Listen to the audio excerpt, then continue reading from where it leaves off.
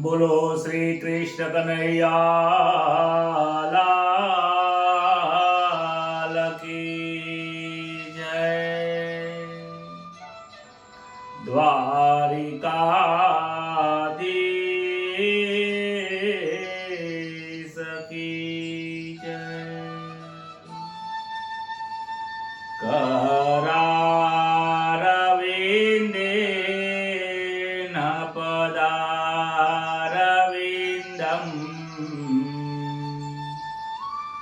मुखारविन्दे विनवेशयन्तम्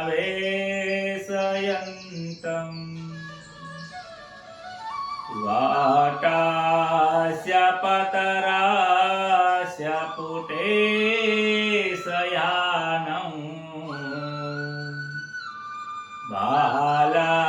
बालमुकुन्दं मनसा स्मरामि सुखं शयाने निलये निजेपि नामानि विष्णोर्प्रवदन्ति मर्त्या तेने निश्चितं तं मयतां वदन्ति गोविन्द दामोदर माधवेति. सच्चिदानन्दरूपाय विश्वपतियादिहेतवे तापत्रय विनाशाय श्रीकृष्णाय वयं नमः. प्रथम नमो गुरुदेवने ललिला गोपाल मात पिताने वंदन करो राखो चरणनि मां. हे जे हरि गुरु संत सो पधारजो कथा कहो मम मति अनुसार प्रेम स्वरूप श्री कृष्णनि सुनो भागवत महापुराण. हे जी मंगल दिवस याजनो मंगल सौनो थाय. हे सौ संतो हरि भक्तो ने दास जयसना प्रणाम. सौ संतो हरि भक्तो ने दास जयसना प्रणाम. श्री गणेशाय नमः. श्री परमात्मने नमः. परम पवित्र શ્રીમદ ભાગવત મહાપુરાણની જે કથા એક એવું પવિત્ર ઝરણું છે જેની અંદર અનેક પાપીઓ એ ઝરણામાં ડૂબકી દઈને પાવન થાય છે. શ્રીમદ ભાગવતનો દસમ સ્કંદ જે છે એ ભગવાન શ્રી કૃષ્ણનું જીવંત સ્વરૂપ છે.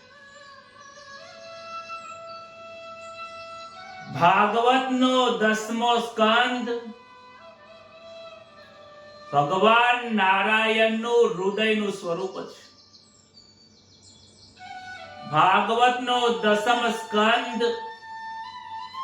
એ પ્રેમની ધારા છે કે જે પ્રેમની ધારામાં ગયા પછી દુઃખ લેશ માત્ર રહેતું નથી. ભાગવતનો જે નવમો સ્કંદ છે એ મર્યાદાનો સાગર છે. વ્યવહારિક ભક્તિનો સાગર એ નવમો સ્કંદ છે. જ્યાં નવ આવી જાય છે, નવધા ભક્તિ આવી જાય છે ને ત્યાં પ્રેમ ભક્તિનો જન્મ થાય છે. 10મો સ્કંદ એ પ્રેમનું સાગર છે. જેને મર્યાદા ભક્તિ હૃદયમાં ઉતારી છે, જીવનમાં ઉતારી છે, એને જ અધિકાર 10મા સ્કંદમાં કથા સાંભળવાનો મળે છે. એ જ પ્રભુની ભક્તિ કરવાને લાયક બને છે. મર્યાદા વગરની ભક્તિ નકામી છે. ગઈકાલે આપણે કથામાં જોયું, છેલ્લા 2 દિવસ સુધી રામની રામ કથા જોઈ, રામનું જીવન ચરિત્ર, ભગવાનને પ્રાર્થના કહીએ છીએ કે હે ભગવાન, હે રામચંદ્રજી, આપના જેવું મર્યાદા, આપના જેવો સંયમ અમારા જીવનમાં આવે. ત્યારબાદ રામનું રાજ્ય થયું છે, સૌને આનંદ થયો છે. સુખદેવજી મહારાજ હવે 10મા સ્કંદની શરૂઆત કરે છે. કહે છે કે હે પરીક્ષિત, આ 10મો જે સ્કંદ છે એ મારા કૃષ્ણનું જીવન ચરિત્ર છે.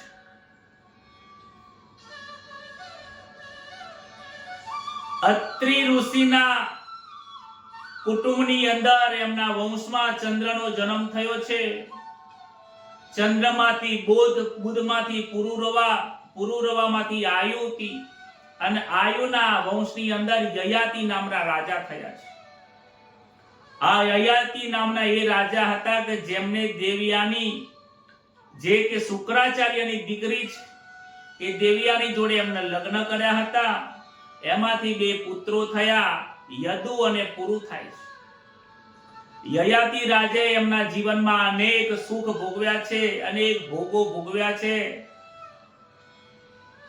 અંતે એમને એ સાબિત થયું છે કે આ સંસારમાં ભોગો ભોગવવાથી, આ સંસારના સુખો ભોગવવાથી મને દુઃખ સિવાય બીજું કંઈ મળ્યું નથી. માટે યયાતિ રાજા એમના ગ્રંથમાં લખે છે કે જે પણ કાંઈ સુખ મળે છે એનો વિવેકથી ઉપયોગ કરો. ભોગોની બહુ તૃષ્ણા કે બહુ આશા રાખશો નહીં. કહે છે કે શરીર ઘરડું થઈ જાય છે પણ વાસનાઓ ઘરડી થતી નથી. ત્યારબાદ એમના 2 પુત્રો થયા છે. જે યયાતિ રાજા છે એમને તો ત્યારબાદ અંતકારે ભગવાનનું ભજન કરીને, મનને સ્થિર કરીને ધામમાં જાય છે. એમના 2 પુત્રો છે. એમાં એક યદુ છે અને એક પુરુ છે. પુરુ જે પુત્ર છે એ નાનો છે. એમણે પોતાની જવાની પોતાના પિતા યયાતિને આ દાનમાં આપી હતી, અને એમનું વૃદ્ધાવસ્થા એમને લઈ લીધી હતી. એટલા માટે યયાતિ રાજાએ સુખ ભોગવ્યો. 1000 વર્ષ સુધી એમની જવાની રહી હતી. એમના પુત્રએ એમને આપી દીધી હતી જવાની. ત્યારબાદ એમના વંશમાં આગળ જતા દુષ્યંત બને છે. દુષ્યંત અને રતિદેવના ત્યાં 2 પુત્રો થાય છે. દુષ્યંત રાજા એ ગંગાના સાથે ત્યાં ભીષ્મનો જન્મ થયો છે. ભીષ્મ પોતાના પિતાના માટે એવી પ્રતિજ્ઞા રહે છે કે હું આજીવન માટે લગ્ન નહીં કરું. ભીષ્મ પિતામહ એ આજીવન માટે બ્રહ્મચારી રહ્યા છે. પોતાની પિતાનું વચન પાળવા માટે, પોતાના પિતાના સુખ માટે એમને પોતાના જીવનનું બલિદાન આપી દીધું. ત્યારબાદ દુષ્યંત રાજા જે છે એમને મત્સ્યગંધાથી પુત્રો થયા છે. એમાં વિચિત્ર વીર્ય, એમાંથી એનો પુત્ર થયો છે પાંડુ. પાંડવોના 5 પુત્ર પાંડવો થયા છે. અને પાંડવોનો પુત્ર અભિમન્યુ, અને એમનો પુત્ર કહે છે સુખદેવજી કે તેમનો તમે પુત્ર છો, જેનું નામ પરીક્ષિત છે. હે રાજા, આ તમારા કુળની કથા છે. તમે એવા કુળમાંથી આવો છો કે એ કુળની અંદર કૃષ્ણનો પણ જન્મ થયેલો છે. કનૈયાની આ કથા છે. કહે છે કે તમારા જે વડદાદાઓ હતા, જે પુરુ હતા, જેમને પોતાની જવાની દાનમાં આપી દીધી પિતાને, અને એમના જે મોટો ભાઈ છે એ યદુ છે. યદુના વંશની અંદર બાહુક થાય છે. એમના કુટુંબમાં દ્રવક થાય છે અને ઉગ્રસેન થાય છે. અને દેવકને ત્યાં 7 કન્યાઓ, અને એ 7 કન્યામાંથી એક દેવકી વસુદેવને સાથે લગ્ન થયા છે અને એમનો 8મું જે સંતાન છે એ ભગવાન શ્રી કૃષ્ણનો અવતાર છે. કહે છે કે આખા ભાગવતનું જે કોઈ ફળ હોય ને એ ભાગવતનું 10મું સ્કંદ છે. ભાગવતના 10મા સ્કંદનો જે મહિમા છે એ મહિમા એક વખત જે જાણે છે, ભલે આખો ભાગવતનો પાઠ ન થાય, એક જો 10મા સ્કંદનો જો પાઠ થઈ જાય ને તો આ જીવાત્મા જન્મની સાથે જ આ જન્મની અંદર જ મુક્તિ પામે છે. કહે છે મુક્તિ મળે કે જેનું મન મળે છે, પૂર્વ જન્મનું શરીર ભલે મળ્યું હોય. મુક્તિ આ મનને આપવાની છે. આ મન મળતું નથી, અનેક ઉપાય કરો મળતું નથી, શરીર મરી જાય છે. બહુ સમજવા જેવી ડોંગરેજી મહારાજ વાત કરે છે કે હે પરીક્ષિત, આ શરીર મરી જાય છે, પરંતુ આ શરીરનું જે મન છે મન મરતું નથી. આજે જે આપણે મન લઈને આવ્યા છીએ એ પૂર્વ જન્મનું જ મન છે. આજે જે ઈચ્છાઓ થાય છે ભોગવીએ છીએ એ પૂર્વ જન્મનું જ મન અને વાસનાઓ લઈને આજે તો અહીંયા આવ્યો છે. માટે મનની મુક્તિ કરવાની છે, મનને મારવાનો છે. મનને જ્યાં સુધી પરમાત્મામાં લીન નહીં થાય, સુખદેવજી કહે છે ત્યાં સુધી તને મોક્ષ નહીં થાય. હે પરીક્ષિત, હું તને મોક્ષ આપવા નથી આવ્યો, હું તને મુક્તિ આપવા નથી આવ્યો. બહુ સમજવા જેવી કથા છે કે હે પરીક્ષિત, હું તારા મનને મારવા આવ્યો છું, હું તારા મનને સુધારવા આવ્યો છું. મનને કેવી રીતે સુધારવો, મનને કેવી રીતે સમજાવવો, મનને કેવી રીતે મારવું અને મનને ભગવાનની પ્રેમની ભક્તિ કેવી રીતે આપવી એ ભાગવત શીખવાડે છે. હું તને જ્ઞાન આપીશ, આ જ્ઞાનને તારા જીવનમાં કેવી રીતે ઉતારવું ને હે પરીક્ષિત, આ તારા હાથમાં છે. નાનું જેમ બાળક હોય ને તો બાળકને ખવડાવવા માટે એની માં ખબર છે કે મારા બાળકના મોઢામાં દાંત નથી, રોટલીનો ચૂરું કરી નાખે છે, ના હોય તો પછી એને મિક્સરમાં કાઢે છે, દૂધ નાખે છે, એકદમ ઝીણું ઝીણું કરી દે છે, પછી ચમચીએ ખવડાવે છે. પરંતુ ચૂર્યું કરવું, દૂધ રેડવું, ઘી નાખવું અને સારી રીતે બાળકને તકલીફ ન પડે, ચાવવું ન પડે, એટલા સુધી માં મહેનત કરી શકે છે. અરે હું તારા મુખમાં મૂકી શકું. હે પરીક્ષિત, જીવનમાં ઉતારવાનું તો તારા હાથમાં છે.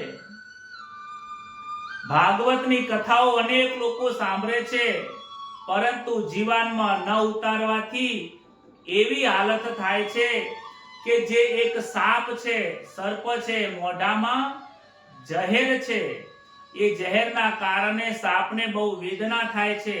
માટે ચંદનના ઝાડ જોડે જાય છે.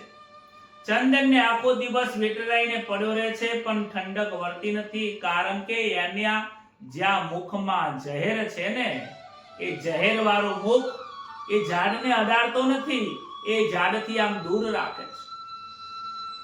જો એક ઘડી પણ તું તારું મન સંસારમાં માટે છોડી દઈશ ને હે રાજન, તને મુક્તિ નહીં મળે. આ મનને મારવાની કથા છે, આ મનને સમજાવવાની કથા છે. આનંદ જગતમાં નથી, આનંદ જગતને ભૂલવામાં છે. સંસારને છોડવાથી કોઈ ફાયદો નથી, પરંતુ મનને સંસારમાંથી છોડી દેશો ને તો ફાયદો ને ફાયદો છે. આ 10મા સ્કંદમાં શ્રી કૃષ્ણના પ્રેમની લીલાઓની કથા છે. આ લીલાની સાથે તું સંબંધ બાંધી દઈશ ને તો પ્રેમ રૂપી સાગરના નાવડાની અંદર તું પરમ ધામની અંદર પહોંચી જઈશ. બોલો રાધે રાધે. 10મા સ્કંદની શરૂઆતમાં સુખદેવજી રાજા પરીક્ષા કરવા માટે કહે છે કે મારે મારા શિષ્યની પરીક્ષા કરવી પડશે. કહે છે કે આજે 5 દિવસ થઈ ગયા છે, તું એક આસને બેઠો છે, તારે ભૂખ લાગી હોય તો જરા ફરાહાર કરી લે, તૈયાર જ છે, તું જમી લે. કહે છે તારે તરસ લાગી હોય, પ્યાસ લાગી હોય તો જરા પાણી પી લે, પછી આપણે આગળની કથા શરૂઆત કરીએ. ત્યારે પરીક્ષિત રાજા કહે છે કે હે ગુરુદેવ, મને થોડા દિવસ પહેલા ઘણી ભૂખ લાગતી હતી, થોડા દિવસ પહેલા ઘણી ઊંઘ પણ આવતી હતી. અરે થોડા દિવસ પહેલા મને ફરવાનો શોખ હતો, થોડા દિવસ પહેલા મને વનમાં જઈને મૃગો મારવાનો શોખ થતો હતો, અને થોડા દિવસ પહેલા મારાથી ભૂખ્યું પણ નતું રહેવાતું, તરસ પણ લાગતી હતી, ઊંઘ પણ આવતી હતી. મહારાજ, હે ગુરુદેવ, જ્યારથી મેં એક બ્રાહ્મણનું અપમાન કર્યું છે, જ્યારથી મેં ઋષિઓને બ્રાહ્મણના ગળામાં સાપ મૂક્યો છે ને, ત્યારથી મને કોઈ ભૂખ લાગી નથી, તરસ લાગતી નથી, ઊંઘ આવતી નથી. મહારાજ, તમે જે કથા કહો છો એ કથામાં હું એટલો તલ્લીન થઈ ગયો છું કે મને મારું મોત ભૂલી જવાય છે. મહારાજ, મને મોતનો બહુ ડર લાગે છે, માટે તમે કથા બંધ ના કરશો. આ કથાને તમે મને અમૃત ધારા સતત પીરાયા રાખો. આ ધારા, અમૃતની ધારા, પ્રેમની રસની ધારા મારા હૃદયને સ્પર્શ કરે છે. અરે મારો ડર ભાગે છે. આ કથા સાંભળીને મારા અંતરની અંદર હું ભગવાનના સાક્ષાત દર્શન કરું છું. પ્રભુ, મને જળપાન કરવાનું ના કહેશો. મને તમે હરિનો રસ જે પાવો છો એમાં મને આનંદ આવે છે. સુખદેવજી કહે છે, રાજન, તારા જવાબથી મને અત્યંત મારા હૃદયમાં પ્રસન્ન થયો છું. આવો જિજ્ઞાસુ લાયક શ્રોતા હોય ને ત્યારે સુખદેવજી કહે છે કે અહીંયા લાગણી થાય છે. તારા જેવી માંગણી હોય તો ગમે તેવો જળ હોય ને તો એમાં પણ લાગણીઓ પેદા થઈ જાય છે. હે રાજન, હું તો નિર્ગુણ પરબ્રહ્મનો ધ્યાન કરતો હતો. જ્યારથી આ કૃષ્ણની લીલા સાંભળી છે ને ત્યારથી હું પણ રસરૂપ થઈ ગયો છું.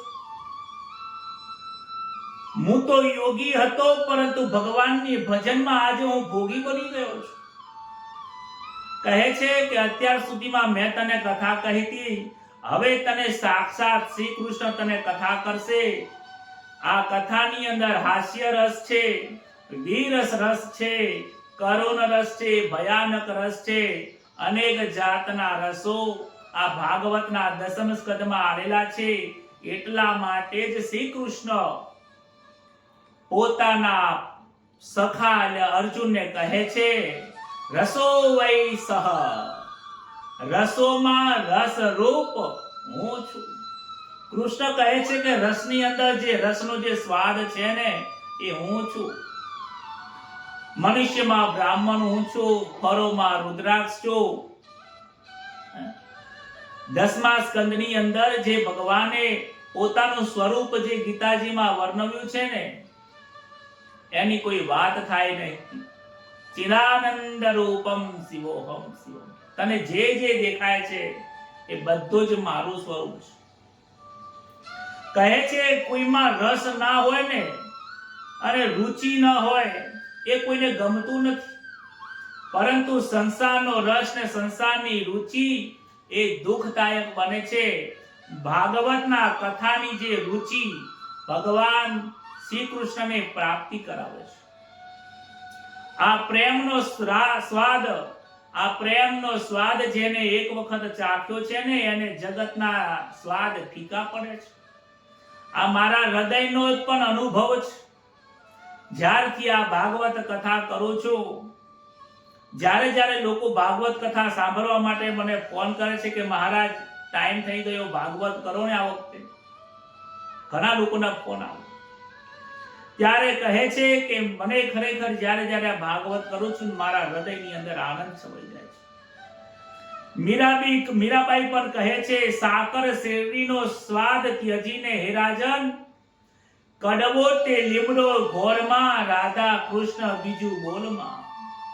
પોતાના પતિને કહે છે, હે રાણાજી, આ હાથની અંદર ઘરમાં શ્રી કૃષ્ણની મૂર્તિ છે. શ્રી કૃષ્ણનો ભાવ ને પ્રેમનું નામ જે છે ને એ પ્રેમરૂપી ભગવાનનું શ્રી કૃષ્ણનું નામ નીચે મૂકીને આ કડવો સંસારનો ઘૂંટ કેમ ઘોરો છો તમે? સંસારનો રસ કડવો છે કારણ કે એ દુઃખદાયક છે. અરે અહીંયા આવો, તમે ભાગવતની કથા સાંભળો, મારા દસમ સ્કંદના પ્રેમની લીલા સાંભળો. જે આ લીલામાં બેસે છે ને એને બીજાની લીલા, સંસારની લીલા ગમતી નથી.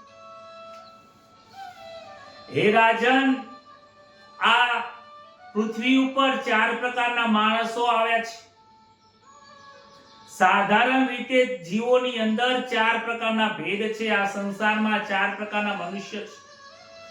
એક તો પામર મનુષ્ય છે, બીજો વિષય છે, મુમુક્ષુ છે અને મુક્ત છે.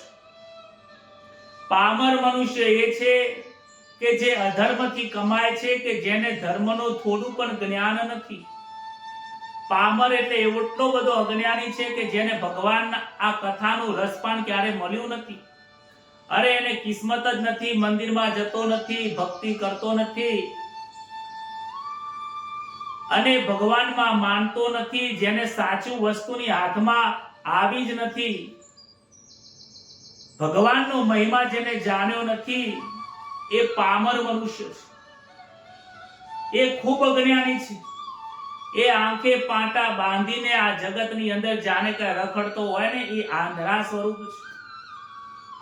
બીજો વ્યક્તિ વિષય છે કે એ ધર્મથી, જે નીતિથી કમાય છે, પરંતુ પૈસા એ વિષયમાં ભોગવે છે.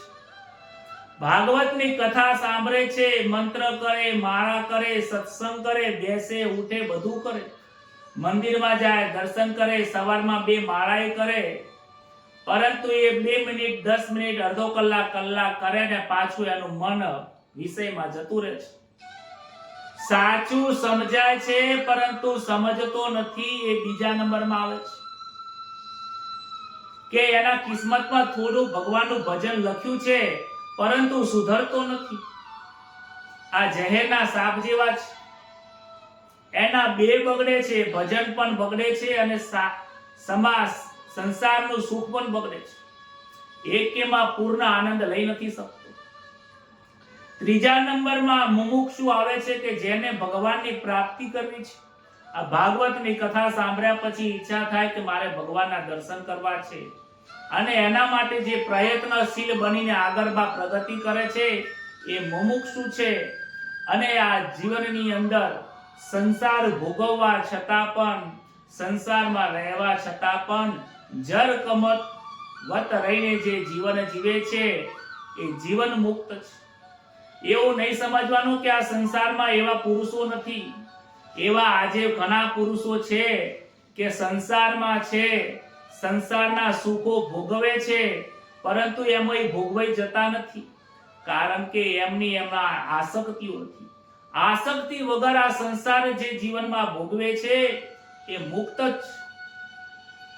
અરે આ સંસાર ભોગવવા અને આનંદ માટે તો આપ્યો છે, પણ તારે શું ભોગવવાનું છે, શું નથી ભોગવવાનું, એ વિવેકથી તારે નિર્ણય લેવાનો છે. પરીક્ષિત રાજાના મનમાં અનાયાસે સંસારના વિષયોમાંથી હટાવીને શ્રી કૃષ્ણની સાથે એકમેક બનાવવાનું કામ આ સુખદેવજી મહારાજ આ 10મ સ્કંદની અંદર કરે છે. સુખદેવજી કહે છે કે હું મહાયોગી, મહાજ્ઞાની હોવા છતાં પણ શ્રી કૃષ્ણની સમાધિમાં મને લાગી જાય છે. આંખો બંધ થયા પછી મન શાંત રહે અને તેનું જ્ઞાન કાચું, ઉઘાડી આંખે મન શાંત રહે એ સાચું છે. અરે આંખો બંધ કરીને તો મન આપણું શાંત રહેતું જ નથી, એ તો કનિષ્ઠ છે. આંખો બંધ કરીને જેનું મન શાંત રહે એ મધ્યમ છે. પણ આંખો ઉઘાડી આ સંસારને જોવા છતાં પણ દ્રષ્ટિમાં ઈશ્વર દેખાતો હોય એ સાચું જ્ઞાન છે. સાધો સહજ સમાધિ પલી. સાધુઓને આ સમાધિ કેવી હોય છે કે દ્રષ્ટિ ઉઘાડી હોય છે. આંખો બંધ કરીને ધ્યાન કરીને બેસે તો સહેલું છે, પણ દ્રષ્ટિ ખુલ્લી હોય, સમાજના લોકોની વાતો ચાલતી હોય ને ત્યાં ઈશ્વરનું ભજન થતું હોય, ટીવી સામે ચાલુ હોય ને ભગવાનનું ભજન થતું હોય, અનેક લોકો નિંદાઓ કરતા હોય પણ એમાં મન ના હોય, ચિત્ત એનું ભગવાનમાં હોય. સંસારમાં હોવા છતાં પણ સંસારમાં જેનું મન નથી એ સાધુ જેવું જીવન છે. ભક્તિ સૂત્રમાં નારદજીએ કહ્યું છે કે ભક્તિ કેવી રીતે કરવી, તો કહે છે કે ગોપીઓ જેવી ભક્તિ કરો. વ્રજ ગોપિકા નામ યથા વ્રજ ગોપિકા નામ. વ્રજની ગોપીઓ જેવી ભક્તિ કરી છે ને એ ભક્તિ મહત્વની છે. પરીક્ષિત રાજા સુખદેવજીને કહે છે આ કથા મારે સાંભળવાની બહુ ઈચ્છા છે. મને વિસ્તારપૂર્વક આ પ્રેમની કથા સંભળાવો. મને શ્રી કૃષ્ણની 12 લીલાઓ સંભળાવો. આ લીલાઓ તમે સાંભળીને તમને આટલો આનંદ થયો છે મહારાજ. આ કથા સાંભળીને મને કેટલો આનંદ થશે. સુખદેવજી કહે છે કૃષ્ણની કથામાં તને જે પ્રેમ થયો છે એ પ્રેમ મને પણ આનંદ આપે છે. તારો ખૂબ ખૂબ ધન્યવાદ કરું છું. હું તને ધન્યવાદ આપું છું કે તારા કારણે મને પણ આજે કથા કરવાનો અવસર પ્રાપ્ત થયો છે. અને આપ સૌનો હું પણ ધન્યવાદ કરું છું. દાસ જયેશ તમને વિનંતી કરે છે, વંદન કરે છે કે તમે હંમેશા માટે દરરોજ સાંભળવા માટે સમયસર જે ભગવાન માટે ફાળવો છો ને એના કારણે હું કથા કરી શકું છું. હું પણ કથા સાંભળું છું. મારો પણ આખો દિવસ કથામય જાય છે, આનંદમય જાય છે. આપ સૌના હૃદયમાં રહેલા પરમાત્માને, સૌ જીવાત્માને દાસ જયેશ વંદન કરે છે. સુખદેવજી કહે છે કૃષ્ણની કથામાં હું ભૂલી ગયો કે હું વ્યાસજીનો પુત્ર છું. અરે હું વક્તા છું એ ભૂલી ગયો છું. અરે હું તો શ્રોતા જ છું. આ કથા તો શ્રી કૃષ્ણ કરે છે. દસમ સ્કંદની જે કથા છે એ સાક્ષાત શ્રી કૃષ્ણના મુખની કથા છે. કહે છે ધરતી ઉપર દૈત્યોનો ત્રાસ વધ્યો છે. કંસ એવો દુષ્ટ હતો કે જેને પોતાના મા બાપને મારીને અને રાજ્યનું સિંહાસન પડાવી લીધું અને રાજા બની ગયો. પોતાના પિતાને મારીને એને જેલમાં પૂરી દીધા છે. બોલો એ કેટલો પાપી છે. કહે છે નાના બાળકોને રડાવે છે, અનેક લોકોનો અત્યાચાર કરે છે. આ પૃથ્વી ઉપર ભાર વધી જાય એટલે ભગવાન નારાયણ પ્રગટ થાય છે. ધરતીમાં કહે છે કે મને અનેક પહાડોનું વજન સહન કરી શકું છું. ધરતી માતા કહે છે કે હે નારાયણ હું અનેક સમુદ્રનું ભાર સહન કરી શકું છું. પરંતુ એક મનુષ્ય જો પાપ કરે ને તો એ પાપ મારાથી સહન થતું નથી. આજે આ પૃથ્વી ઉપર પાપનો ભાર વધ્યો છે. પ્રભુ મને બહુ વજન લાગે છે. કૃપયા કરીને મારું આ વજન છે, પાપનો જે ભાર મને લાગે છે એ ઓછો કરાવો. નારાયણ કહે છે તમે ચિંતા કરશો નહીં, હું જલ્દીથી ત્યાં પ્રગટ થવાનો છું. થોડા સમય પછી કહે છે કે હું પ્રગટ થવાનો છું. અને આ બાજુ વાસુદેવ મથુરામાં લગ્ન કરવા આવ્યા છે. દેવકી મથુરામાં આવ્યા રે લગ્ન કરવાને કાન. વસુદેવ મથુરામાં આવ્યા રે લગ્ન કરવાને કાન. લગ્ન થયા છે ભલી ભાતી રે, રથ કે છે કૌસરાય લીલા શ્રી કૃષ્ણની.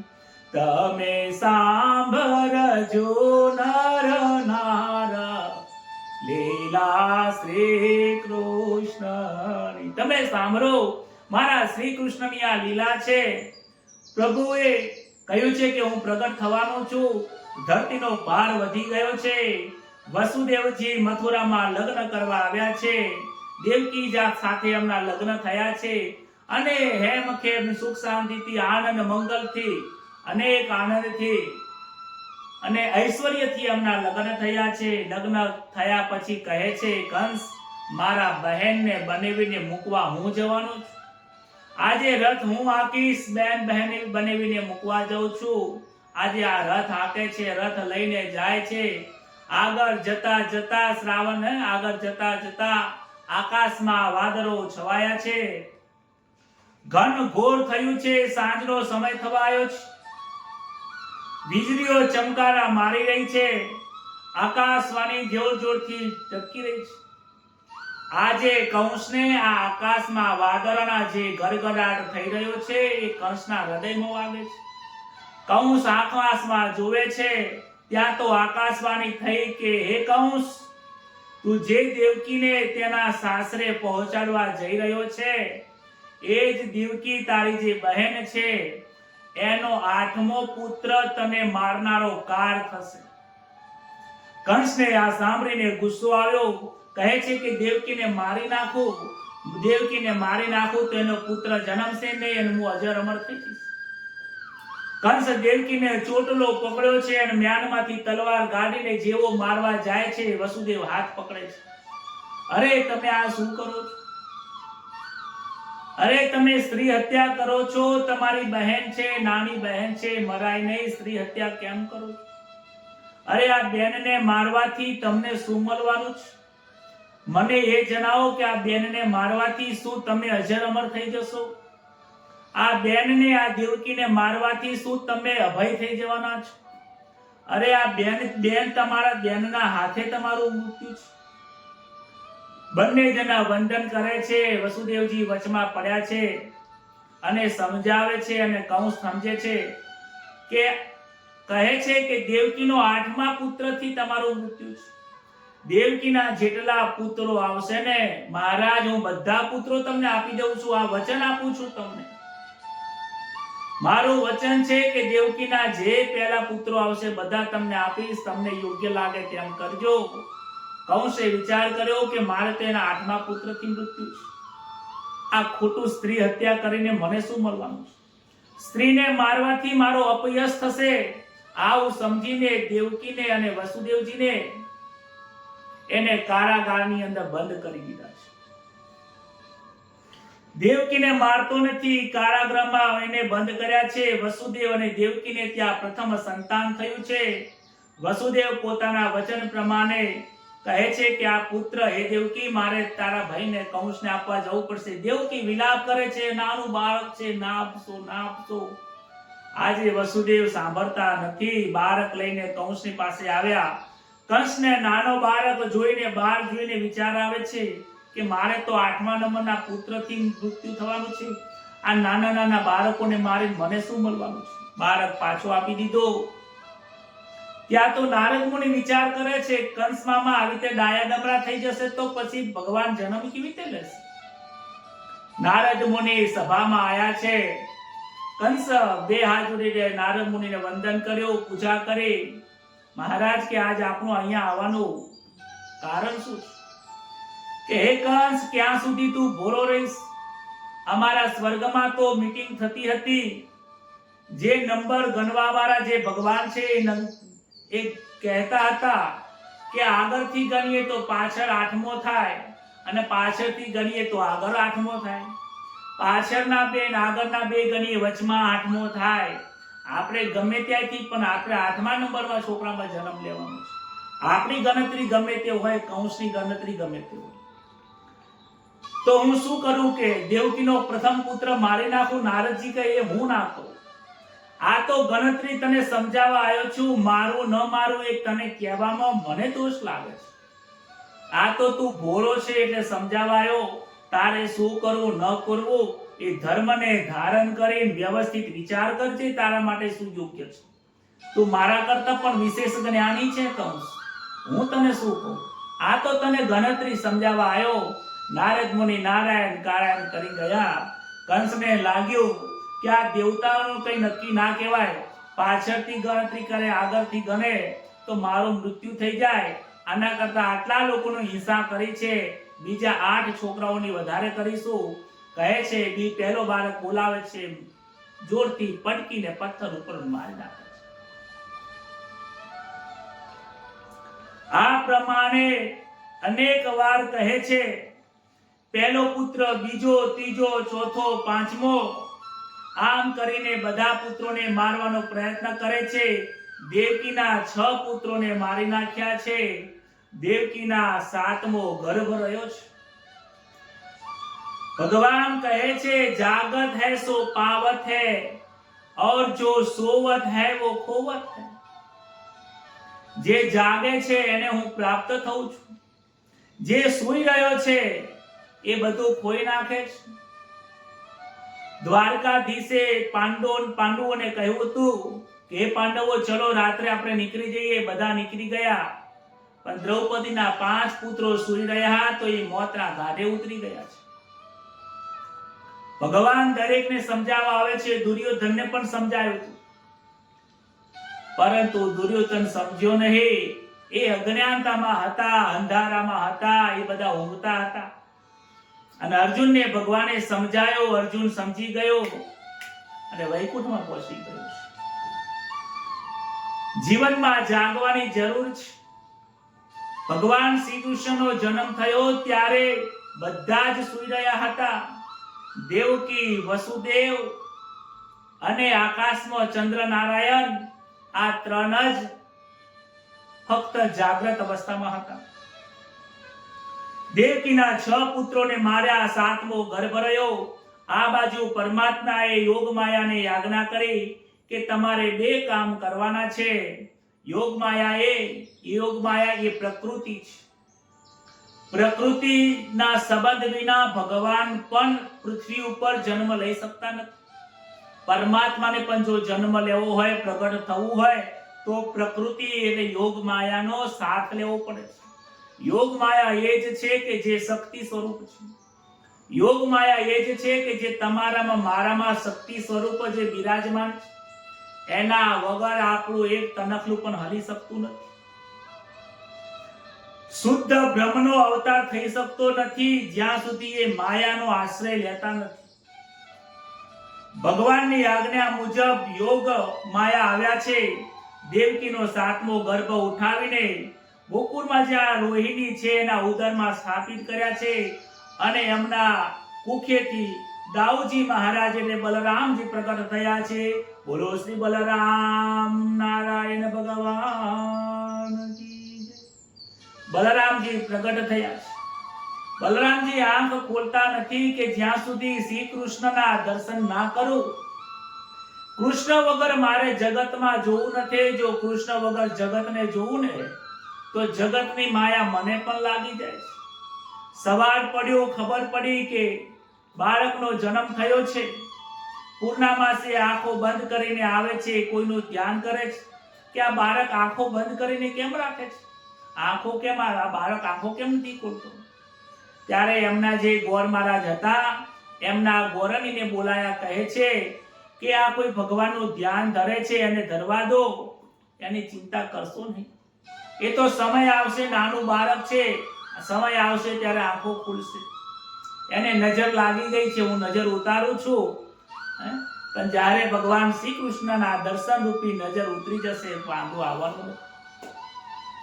બીજી બાજુ યશોદાજીને 55 વર્ષની ઉંમર થઈ છે. ગામના લોકો કહે છે કે બધા લોકો કહે છે કે મહારાજ, આ યશોદાજીને પણ બાળક થાય એવું કંઈ કરો. યશોદાજી કહે છે કે માર તો આખા ગામના બાળકો મારા જ છે. ત્યારે સાંડિલ્ય ઋષિ કહે છે કે ગામના બધા લોકો એકાદશીનું વ્રત કરો અને એકાદશીનું વ્રત બધા કરીને ફળ એને આપો. યશોદા માતાને ફળ આપો તો પુત્રની પ્રાપ્તિ થશે. બધા ઋષિઓ એકાદશીનું વ્રત કરે છે અને એમના ગામના ગોર મહારાજ જે છે ને, સાંડિલ્ય ઋષિ, એ પણ કહે છે કે મારા 12 વર્ષની તપશ્ચર્યા હું આ યશોદા માતાને આપું છું. અમે પણ ચાહીએ છીએ કે તમારા ઘરે સુંદર મજાનું બાળક આવે અને અમને ખૂબ આનંદ આપો. ત્યારબાદ બાળકો વ્રત કરે છે, એકાદશી કરે છે. કહે છે કે અમે એકાદશી કરીએ, વ્રત કરીએ છીએ. સુખદેવજી મહારાજ વ્રત કરે છે. દેવકીને આ બાજુ 8મો ગર્ભ રહ્યો છે. કંસે સેવકોને કહ્યું કે આ 8મો ગર્ભ છે, સાવધાન રહેજો. અને મારો કાર આવે છે. કંસને જે 7મો જે ગર્ભ હતો એ અમને એવું કહ્યું હતું કે આ ગર્ભસ્ત્રાવ થઈ ગયો છે, ગર્ભ પડી ગયો છે, આવું કહ્યું હતું. એટલે હવે 8મો ગર્ભ એ નક્કી કરે છે કે 8મો ગર્ભ છે, મારો કાર આવવાનો છે. કોઈ સૂતા નહીં અને કોઈ જાગતા રહેજો, ખુલ્લી તરવારે રહેજો. જેવો તમને બાળકનો અવાજ સંભળાય કે મને તરત જ ટોકો પાડજો, મને ખબર આપજો. 8મો કરતા કંસ પણ તન્મય થયો છે, ભલે ખોટા ખોટા પ્રભાવથી, પણ આજે કંસ પણ આઠમો કરે છે કે મારો કાર આવે છે. આજે કંસને પણ આતુરતા થઈ છે. દેવકીનો ગર્ભ નારાયણ દેવો પ્રાર્થના કરે છે.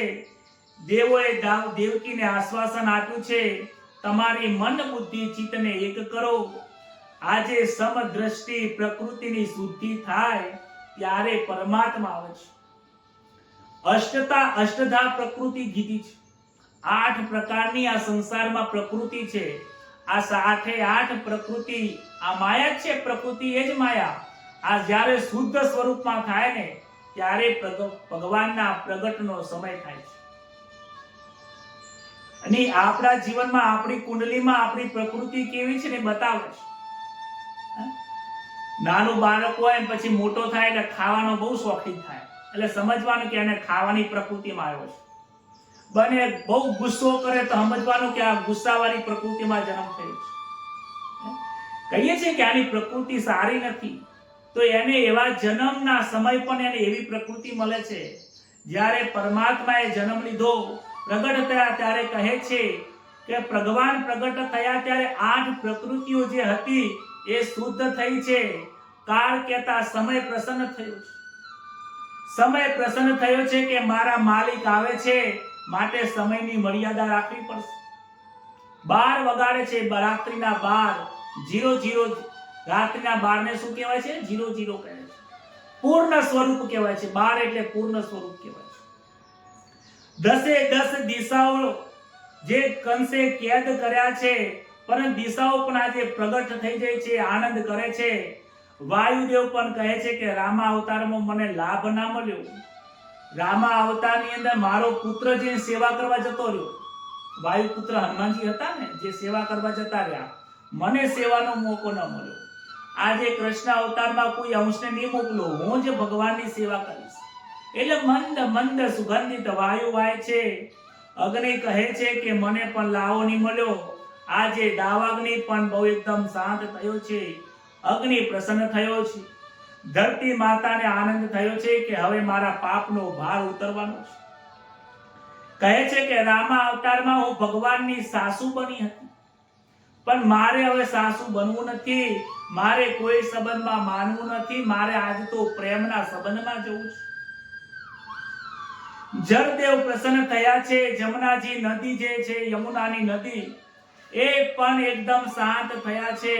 નિર્મળ જળ બન્યું છે. જળમાં કોઈ કચાશ રહી નથી. કોઈ પણ પ્રકારનું એ જળમાં મર રહ્યું નથી. મનને પણ આનંદ થયો છે. બધાનું જે દેવકી અને વાસુદેવ જે છે, એ વસુદેવ બંનેનું મન પણ પ્રભુની અંદર તલ્લીન થયું છે. શોભાયમાન સર્વગુણ સંપન્ન સમય થયો.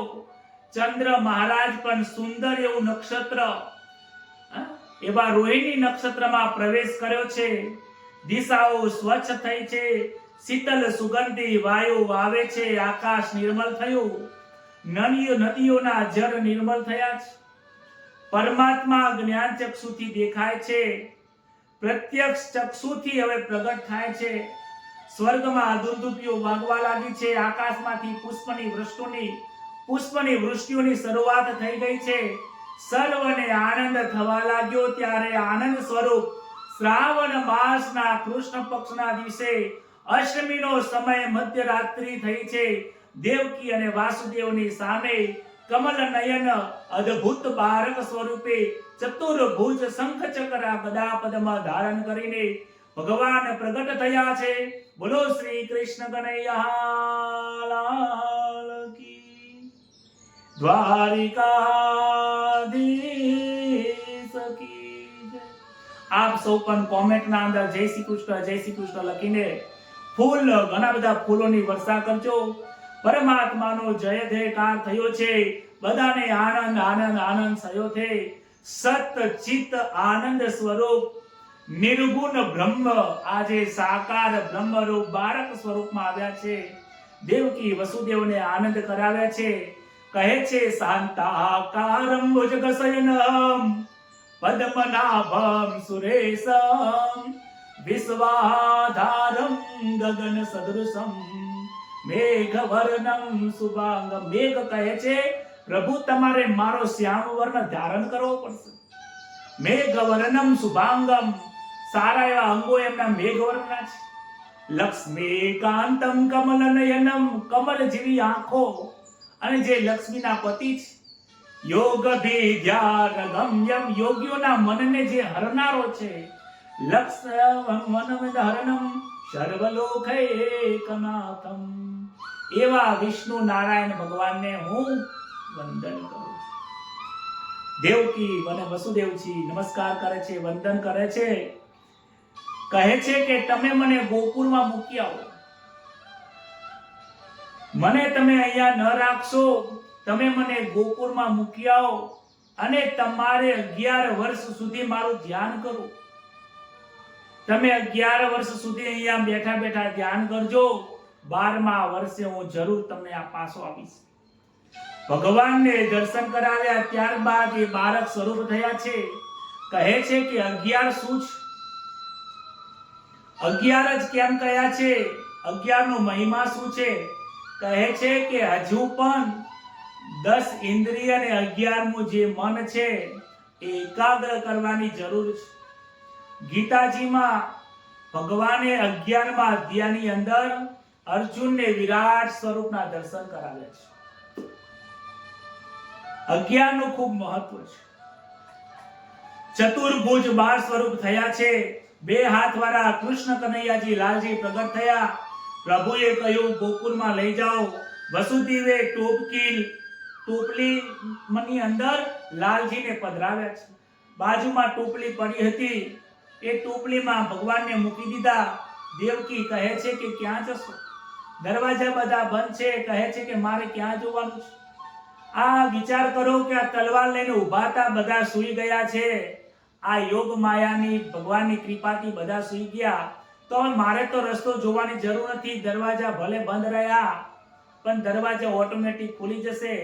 જ્યાં સુધી ટોપલી હાથમાં હતી ને, ભગવાન જ્યાં સુધી હાથમાં હતા ત્યાં સુધી બંધનમાં થઈ ગયા છે. અને જેવી રીતે ભગવાન વસુદેવે પોતાની ટોપલી ભગવાનને લઈને મસ્તક ઉપર પધરાવી, ત્યાં તો ખટોખટ બધા બંધનના દરવાજા તૂટવા લાગ્યા. સુખદેવજી કહે છે કે હે રાજન, ભગવાનને હાથમાં તું ના પધરાવીશ. જગતના લોકો ભગવાનને ઘરમાં પધરાવે છે. જગતના લોકો ઘરમાં ગાદી ઉપર પધરાવે છે. જગતના લોકો 4 રૂમની અંદર પધરાવે છે. અરે આ લોકોને કોણ સમજાવે કે ભગવાનને 4 રૂમની અંદર પધરાવાના નથી. આ લાલજીને તમારા મસ્તક ઉપર પધરાવો. અરે સુંદર વાઘા પહેરાવીને, સુંદર ખવરાવીને, અરે બજારનો લાઈન ભૂસું ભગવાનને ચોકલેટ ખવરાઈ ભગવાન પ્રસન્ન નથી થવાના.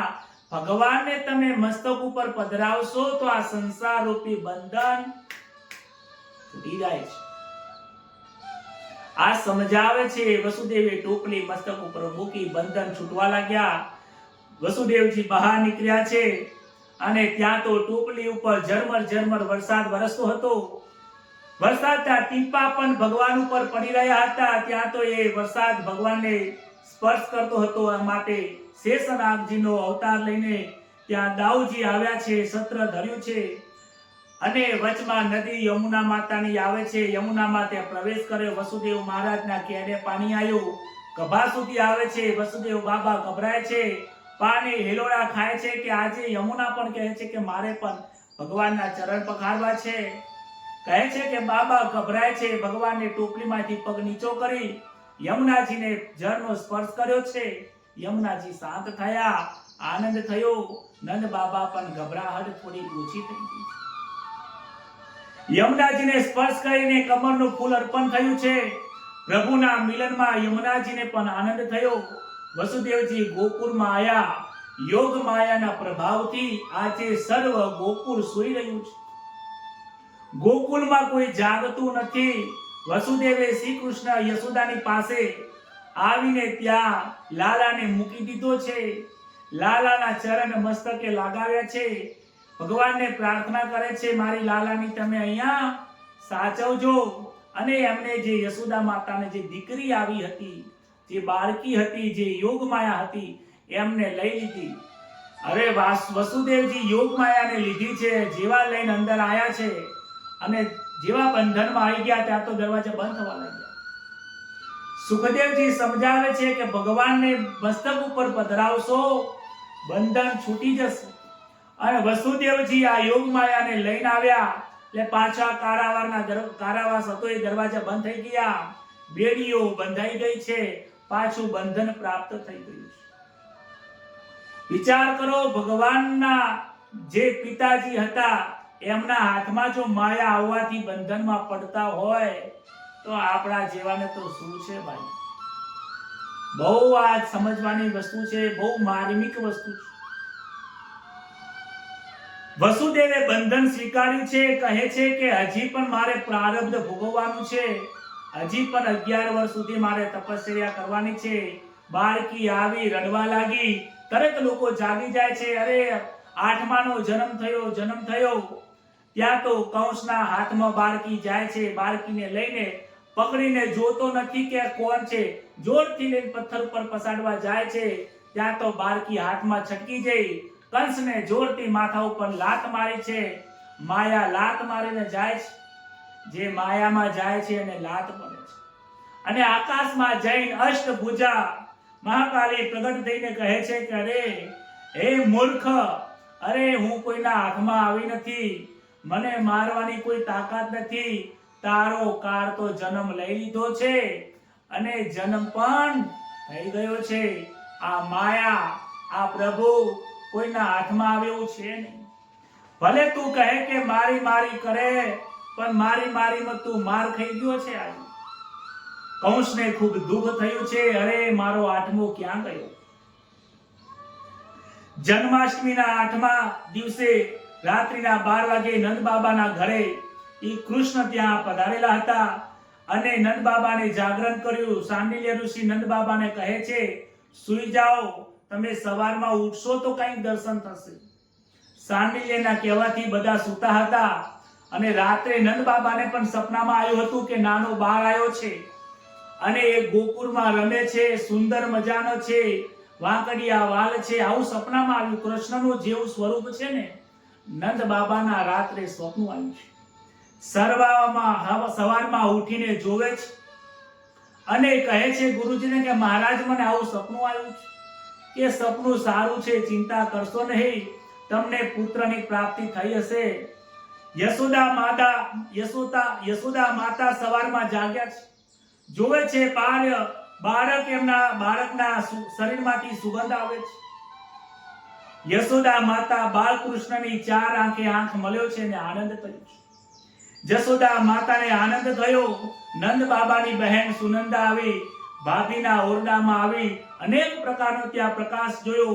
ભાભીના હાથમાં બાળક જોઈને અતિશય આનંદ પામી. કહ્યો છે કે ભયો લાલો ભયો હે, લાલો ભયો હે. અતિશય આનંદમાં આવી અને કહે છે ભાઈ આનંદ ભયો છે, આનંદ થયો છે. વ્રજના વાસીઓમાં આનંદ થયો. નંદ બાબાના યમુનામાં સ્નાન કરવા આવ્યા. સ્નાન કરી સોનાના પાટલે બેસાડ્યા, પુણ્યવાચન કર્યું, શ્રાદ્ધ કર્યું, પિતૃઓનું પૂજન કર્યું. બાબા કહે છે મારે મોટો ઉત્સવ કરવો છે. અરે 55 વર્ષની ઉંમરે આજે મારા ઘરે બાળક આવ્યો છે, લાલો દેખાય છે, અલગ દેખાય છે. સાંડિલ્ય ઋષિ કહે છે કે વૃદ્ધાવસ્થામાં તમારે પુત્ર થયો છે, આજે દાન કરવું જોઈએ. કહે છે દાનનો સંકલ્પ કરે છે કે મારા ઘરમાં જેટલું બધું પડ્યું એ બધું દાન કરી દઉં. નંદ બાબા દાન કરે છે, વસ્ત્રનું દાન કર્યું, ગાયોનું દાન કર્યું, અનેક વસ્તુનું દાન કરે છે.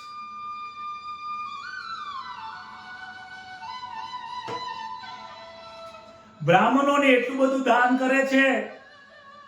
ત્યારે એક બ્રાહ્મણ આવીને કહે છે કે બાબા આટલું બધું દાન કરશો તો કંઈક તમારા લાલા માટે રાખો, બધું ઘર ખાલી કરી ના જશો. નંદ બાબા કહે છે મારો બાબો મોટો થઈને લાલો ઘણું કમાશે, આજ હું કમાયો છું, આટલું બધું મારો લાલો નહીં કમાય, એનો કિસ્મત લઈ નહીં આવે. તમે તાર બધું લઈ જાઓ, જેટલું મળે છે એટલું બધું લઈ જાઓ. આજ કોઈ ના પાડશો નહીં. ખરેખર મને તમને આપવામાં ખૂબ આનંદ આવે છે. બસ તમને કહું છું કે મારા લાલાને ખૂબ આશીર્વાદ આપી જાઓ. બ્રાહ્મણો કહે છે કે તમારો લાલો કોણ છે તમે જાણતા નથી. અરે તમારો લાલો સોનાના હિંડોને વહેંચવાનો છે. તમારો લાલો મોટો રાજા થશે. એક નહીં 16,000 રાણીઓ થશે. સાંભળી નંદ બાબા ગભરાય છે. અરે કે એકનું પાર પડતું નહીં 16,000 રાણીઓ. અરે કે તમારો લાલો 16,000 શું આખા જગતને પાલન કરે એટલી ક્ષમતા ધરાવશે. તમારે લાલાને અનેક પ્રકારની ભેટો આપવા માટે આવે છે. ગોપીઓ આવે છે. લાલા પ્રગટ થયો છે. લાલો પ્રગટ થયો છે. લાલાના દર્શન કરવા માટે આજે આતુરતા જાગી છે અને અનેક પ્રકારની વસ્તુઓ લઈને આવે છે. નંદનો મહોત્સવ થયો છે. આવો આપણે પણ નંદ મહોત્સવની અંદર ભાગ લઈએ. કહે છે નંદ ઘેર્યા નંદ ભયો જય કનૈયા લાલ કી. નંદ ઘેર્યા નંદ ભયો જય કનૈયા લાલ કી. જય કનૈયા લાલ કી હાથી ઘોડા પાલકી. જય કનૈયા લાલ કી હાથી ઘોડા પાલકી. નંદ ઘેર્યા નંદ ભયો જય કનૈયા લાલ. નંદ ઘેર્યા નંદ ભયો જય કનૈયા લાલ કી. જય કનૈયા લાલ કી હાથી ઘોડા પાલકી. જય કનૈયા લાલ કી હાથી ઘોડા પાલકી. નંદ ઘેર્યા નંદ ભયો જય કનૈયા લાલ કી. નંદના ઘેર એટલો બધો આનંદ થયો છે. કોઈ આનંદનો પાર જ નથી. દુઃખ તો ક્યાંય ખોવાઈ ગયું છે. શોકનું ક્યાંય વાતાવરણ નથી. આનંદનો જાણે કે ઘેર ઘેર વરસાદના વરસતો હોય. ગોપીઓ દોડતી દોડતી આવે છે અને એક એક અંગથી પ્રભુના દર્શન કરવા માટે ઉતાવળ થઈ છે. અરે ગોપીઓ કહે છે નંદ બાબાના ઘેર નંદ ભયો હે. દોડતી દોડતી આવે છે અને માસ્તકના અંદર એમની જે ફૂલની વેણીઓ જે છે ને એ પણ ઉતાવળ થઈ છે. ગોપીઓ દોડે છે. વેણીઓ તો એના કરતા ઉતાવળમાં દોડીને જમીન ઉપર પડે છે. ગોપીઓના પગની અંદર બેઠો રહી જાય છે કે અમારે મને લેતા જાઓ. આ જે ફૂલોની વેણીઓ પણ કહે છે હે ગોપીઓ અમને મૂકીને ના જાઓ. અમને પણ લાલાના દર્શન કરતા જાઓ. એક ગોપી તો કહે છે લાલો જુઓ ને કેવી કમર જેવી આંખો છે. બીજી ગોપી કહે અરે લાલાનો હાથ બહુ સુંદર. અરે ગોપી કહે છે લઈને પગ તો જો પગ કેટલા સુંદર સુંદર છે. નાના નાના પગ છે. કોમળ પગ છે. લાલો હસે છે જાણે કે મારું મન થાય છે. અરે કહે છે આ તો મારો લાલો છે. મારો ગોપી કે નહીં તારો નથી મારો છે. પીલો કે મારો છે. આજે દરેક આ ગોપીઓને લાગે છે કે લાલો મારો છે. જે જીવાત્મા લાલાને કહે છે ને આ લાલો મારો છે. લાલો ખરેખર એનો થઈ જાય છે. ગોપીઓ યશોદા માતાને કહે છે કે આ બાલકૃષ્ણના મારે દર્શન કરવા છે. અમારા હાથમાં આપો. એક એક ગોપીઓ હાથમાં લે છે. એક ગોપી કહે છે કે મને આપો. બધાને ગોપીઓના હાથમાં દર્શન કરાવે છે. માતા યશોદાએ 9 લાખનો જે હાર પહેરેલો હતો એક ગોપીને આપી દીધો. ગોપી તો ખુશ થઈને જાય છે ઘરે. રસ્તામાં બીજી ગોપી મળી અને કહે છે તમને ખબર છે આજે હું નંદ બાબાના ઘરે ગઈ તો માતા યશોદાજીએ મને ખુશ થઈને 9 લાખનો હાર આપ્યો છે. અરે કે ગોપી તે બહુ ભૂલ કરી છે. અરે તે આ જે હાર લીધો છે જે હાર લે છે એની હાર થાય છે. અરે તે લક્ષ્મી લીધી છે પણ લક્ષ્મીનો પતિ તારા હાથમાં આવ્યો નથી. તું લક્ષ્મી લઈને હરખાય છે. પેલા તું જો પેલા ત્યાં જો પેલા લક્ષ્મીનો પતિ હાથમાં લઈને એકબીજાના દર્શન માટે વલખાય છે. તારો હાથમાં હાર આવ્યો છે. તું હારી ગઈ છે. તું તાર ઘેર જા. તારું કામ નથી. ગોપી તો પાછી દોડતી આવી. માતાના ગળામાં હાર મૂકી દે છે. માતા મારી ભૂલ થઈ. આ હાર તમે રાખો. અમારે તો જીત જોવે છે. તમારો લાલો મને આપી. જેવો લાલો લીધો ને તો હૃદય લગાવી દે છે. એવો હૃદય લગાવ્યો છે કે જેની કોઈ સીમા નથી. જીવ અને શિવનું જે ઈશ્વરનું જે મિલન છે ને એ મિલન અદ્વિતીય મિલન છે. અદ્ભુત મિલન છે, અલૌકિક મિલન છે, એ શબ્દોમાં વર્ણન થઈ શકે એવું નથી. બાળક જ્યારે રડતું હોય ને માં રમકડા આપે છે. જો બાળક રમકડામાં રમવાનું ચાલુ કરી દે ને તો માનો ખોળો મળતો નથી. જેને હાર લીધા છે, આ સંસારમાં ભગવાને જે સુખ આપી દીધું છે, જે આ સુખમાં રમે છે ને એ ભગવાનનું ભજન નથી કરી શકતો. જે આ સુખને છોડે છે ને એ જ ભગવાનના દર્શન કરી શકે છે. આજે નંદ બાબાના ઘરે ઉત્સવ થયો છે. કહે છે કે આજે ઉત્સવ અને આજે નંદ બાબાના ઘરે ઘણો મોટો ઉત્સવ થયો છે. નંદ મહોત્સવ થઈ રહ્યો છે. આજે સમાજમાં ઉત્સવ ઘણા ઓછા થાય છે. તહેવાર ઘણા ઉજવાય છે પણ ઉત્સવ ઘણા થતા નથી. ઉત્સવ અને તહેવારની વચ્ચે ઘણું બધું અંતર છે. ભગવાનનું જે પ્રાગટ્ય થાય છે એને ઉત્સવ અને મહોત્સવ કહેવાય છે. અને જે સંસારના વ્યવહાર માટે થાય છે એ તહેવાર છે. ઉત્સવની અંદર આનંદ હોય છે, તહેવારમાં ક્યારેક ક્યારેક દુઃખ આવી જાય છે.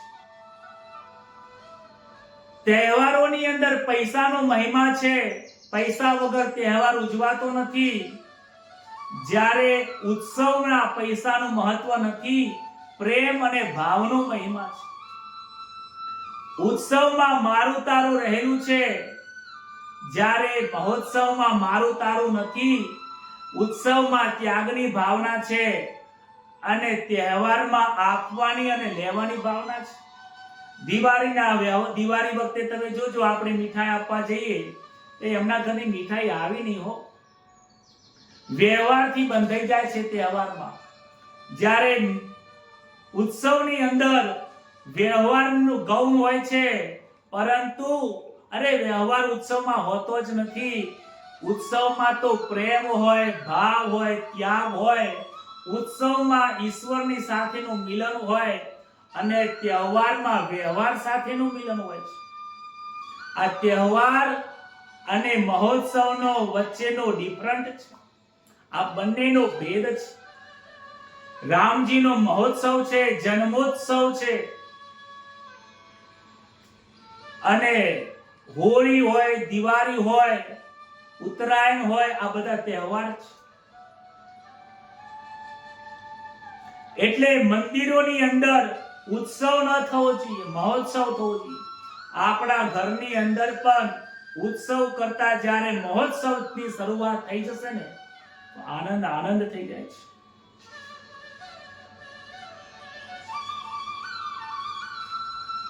જગતની અંદર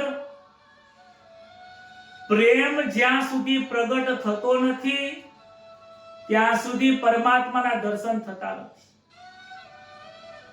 મને એક કથા સાંભળવા વાળા કોઈ એક જીવાત્માનો, એક ભક્તનો ફોન આવેલો. કહે છે કે મહારાજ, આપણા સનાતન ધર્મની અંદર દેવતાઓ અનેક છે, બીજા ધર્મની અંદર ભગવાન એક જ છે, તો આપણા ધર્મની અંદર આટલા બધા ભગવાન કેમ છે? કોણ કહે છે કે આપણા ધર્મની અંદર અનેક પ્રકારના ભગવાનો છે. હરિ તારા નામ છે હજાર, કયા નામે લખવી કંકોતરી. નામ હજાર છે, નામ હજાર છે. ભગવાને જેવા કાર્ય કર્યા એવા એક સ્વરૂપ છે. રામ અવતારમાં રામનું મહિમા કર્યો છે, મર્યાદાનો મહિમા બતાવ્યો છે. કૃષ્ણ અવતારમાં પ્રેમનો મહિમા કર્યો છે. ભગવાન સનાતન ધર્મની અંદર ઈશ્વર એક જ છે. ઈશ્વર એકોહમ, એકોહમ સોહમ તત્વમસી અહમ બ્રહ્માસ્મિ. આ બધોનો મતલબ એક જ થાય છે કે આ જગતમાં, સંસારમાં, બ્રહ્માંડમાં ઈશ્વર એક જ ચૈતન્ય સ્વરૂપ, સત ચિત આનંદ સ્વરૂપ પરમાત્મા એક જ છે. એક પરમાત્મા સિવાય બીજું કોઈ નથી. અને જે વધારે દેખાય છે ને એ દેવતાઓ છે. દેવતાઓ અનેક છે, પરંતુ ઈશ્વર પરમાત્મા એક જ. જેમ કોઈ કંપની ચલાવી હોય તો કંપનીનો માલિક એક જ હોય, એ તો પરમાત્મા એક જ સ્વરૂપ છે. પણ એ કંપનીને એક વ્યક્તિ નથી ચલાવી શકતો. એના અંદર લાખો લોકો કામ કરે છે. અમુક લોકો એકાઉન્ટ સંભાળે છે, અમુક લોકો મેનેજમેન્ટ સંભાળે છે, અમુક લોકો ફાઇનાન્સ સંભાળે છે. જેમ અલગ અલગ ડિપાર્ટમેન્ટ કંપનીની અંદર અલગ અલગ વહેંચણી થયેલી હોય વિભાગોની, એવી રીતે અલગ અલગ દેવતાઓને ભગવાને અલગ અલગ કામ સોંપેલા છે. વાયુદેવ દરેક વ્યક્તિને શ્વાસોશ્વાસની ક્રિયા પૂરી પાડે છે. જળદેવ પાણી જળ પૂરું પાડે છે. અગ્નિદેવ સૂર્યનારાયણ જે છે, અગ્નિદેવ અગ્નિ એટલે ગરમી પૂરી પાડે છે. પૃથ્વી માતા આપણને જમીન અને જગ્યા આપે છે. દરેક દેવતાઓ છે, અને જે જે દેવતાઓએ જેવું જેવું કાર્ય કર્યું એવા એવા નામ પડી જાય છે. તમે જોજો કોઈ એક વ્યક્તિ હશે, એના અનેક નામ પાડ્યા છે. લાલો, ટીનિયોન, ગાંડો, ડાયો, ડાયાભાઈ, ડાયાભાઈ, માયાભાઈ. એનો જેવો સ્વભાવ હશે એવા એવા નામ પાડી દીધા હશે બાળપણમાં. એટલે કહે છે આપણા સનાતન ધર્મની અંદર પણ ઈશ્વર એક છે અને દેવતાઓ અનેક છે. અનેક દેવતાઓનું ધ્યાન ધરવાનું નથી. પરમાત્મા સત્ય સ્વરૂપ એક છે, પ્રેમ સ્વરૂપ છે, એમનું જ ધ્યાન ધરવાનું છે. નંદ મહોત્સવ રોજ થવો જોઈએ. કહે છે કે આઠમના દિવસે જ થાય એવું જરૂરી નથી. નંદ મહોત્સવ દરરોજ થવો જોઈએ.